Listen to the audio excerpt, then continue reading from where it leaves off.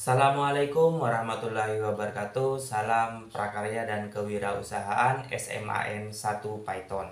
Pada video sebelumnya saya sudah sharing tentang elemen kedua, yaitu elemen desain atau perencanaan beserta capaian pembelajarannya dan juga tujuan pembelajarannya.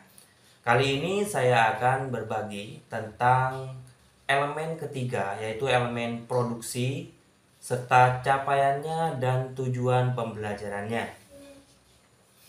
Elemen ketiga, yaitu elemen produksi, mempunyai capaian pembelajaran. Peserta didik mampu mengembangkan produk olahan pangan Nusantara, higienis atau produk non-pangan berbasis usaha, serta menampilkan dalam bentuk penyajian dan pengemasan secara kreatif, inovatif, dan dipromosikan melalui media visual maupun virtual. Jadi capaian pembelajarannya siswa ini harus mampu mengembangkan produk olahan pangan. Ingat, mengembangkan produk olahan pangan. Jadi produk olahan pangan yang sudah ada itu dikembangkan menjadi produk baru.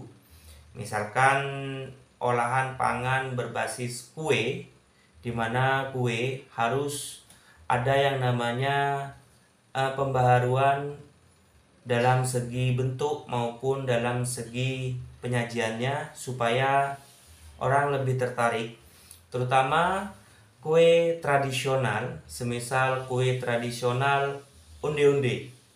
Onde-onde yang awalnya isinya itu adalah kacang hijau, itu kita rubah isiannya, misalkan diisi keju atau apapun, supaya onde-onde itu lebih menarik dan banyak pilihannya.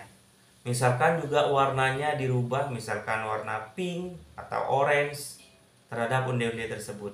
Oke, itu contoh untuk mengembangkan produk makanan tradisional olahan pangan. Oke, itu capaian pembelajarannya.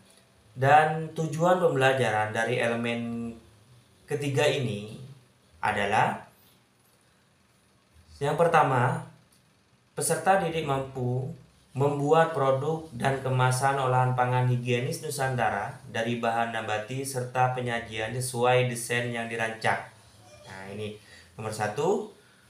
Jadi siswa ini harus bisa membuat produk dan kemasannya dari olahan pangan higienis. Misalkan contohnya ya, yang sudah ada perkembangan, dulu pastil yang saya tahu waktu saya SMP itu adanya hanya pastil yang isi kelapa dulu, pastil kering istilahnya.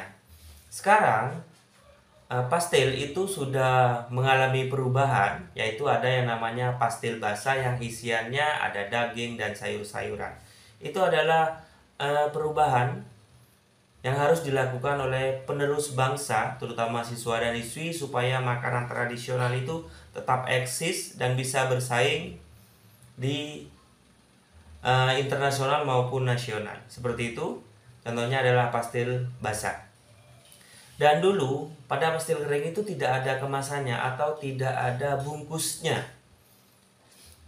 Yang ada bungkusnya itu cuma sumpil. Sumpil itu makanan tradisional yang dibungkus dengan daun pisang. Kalau pastil basah kan dibungkus dengan plastik sekarang ya. Kalau dulu udah ada. Kalau dulu udah ada pastil kering, itu udah ada. Oke, itu tujuan yang pertama dari elemen produksi. Terus tujuan yang kedua adalah mempromosikan produk hasil modifikasi olahan pangan higienis Nusantara dari bahan nabati dan kemasannya. Mempromosikan atau menawarkan atau mengenalkan kepada orang lain produk hasil modifikasi olahan pangan higienis Nusantara dari bahan nabati dan kemasannya. Ingat, kemasan harus menarik. Nomor 3, membuat produk dan kemasan olahan non-pangan dari bahan nabati serta penyajian sesuai desain yang dirancang. Ini membuat sudah ya. Kalau kemarin merancang, mungkin merancang produk kemasan olahan non pangan ya.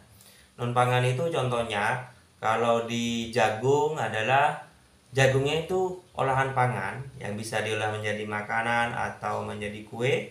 Kalau non-pangannya itu adalah kulitnya yang bisa dibuat kerajinan, misalkan dibentuk bunga atau dibentuk hiasan yang lain. Itu non-pangannya, kulit jagung. Oke, itu. Yang keempat, mempromosikan produk hasil modifikasi olahan non-pangan dari bahan nabati dan kemasannya. Yang nomor 5, membuat produk dan kemasan olahan pangan higienis Nusantara dari bahan hewani serta penyajian sesuai desain yang dirancang. Nah, ini adalah membuat produk dari kemasan olahan pangan higienis dari bahan hewani. Banyak ya kalau bahan hewani untuk dibuat sebuah produk.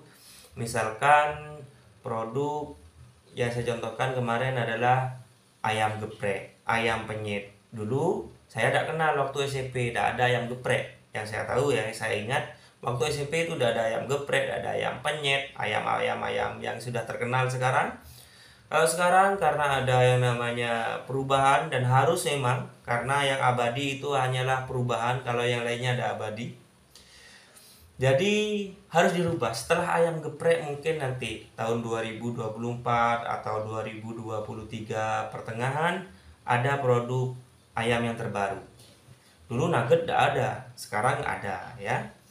Itu adalah perubahan-perubahan yang dilakukan supaya produk olahan hewani itu tetap disukai oleh orang lain. Terus produk olahan hewani juga yang berupa telur itu yang saya pernah lihat ada seserahan, misalkan tunangan itu kan biasanya bawa kue-kue.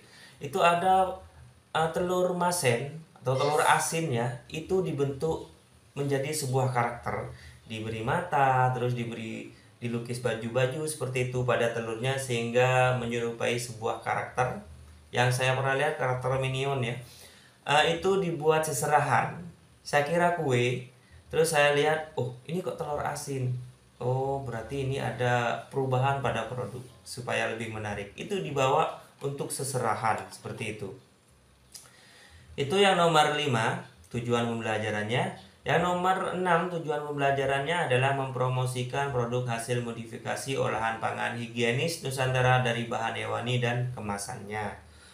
Kalau mempromosikan sekarang ada dunia offline dan online. Promosi paling kuat itu adalah antara teman dan juga teman. Itu paling kuat promosinya. Oke, yang nomor 7, membuat produk dan kemasan olahan non-pangan dari bahan hewani serta penyajian sesuai desain yang dirancang. Sesuai desain yang dirancang yang ada pada elemen kedua, yaitu elemen desain atau perencanaan.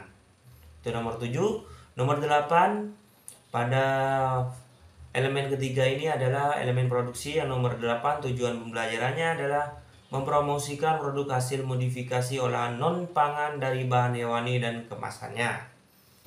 Yaitu elemen yang ketiga beserta capaian pembelajarannya dan juga tujuan pembelajarannya. Oke, dari sini mungkin ada wali murid juga harus tahu tentang proses pembelajaran di kurikulum Merdeka ini kepada putra-putrinya supaya ada interaksi atau juga ada hubungan untuk ditanyakan tujuan pembelajarannya ini bagaimana presentasinya atau ketercapaiannya seperti itu. Oke, salam prakarya dan kewirausahaan SMA N1 Python.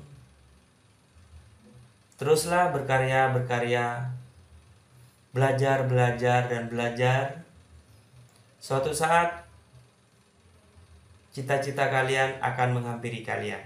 Dan saya yakin cita-cita kalian itu rindu dengan kalian. Oke? Tetap semangat.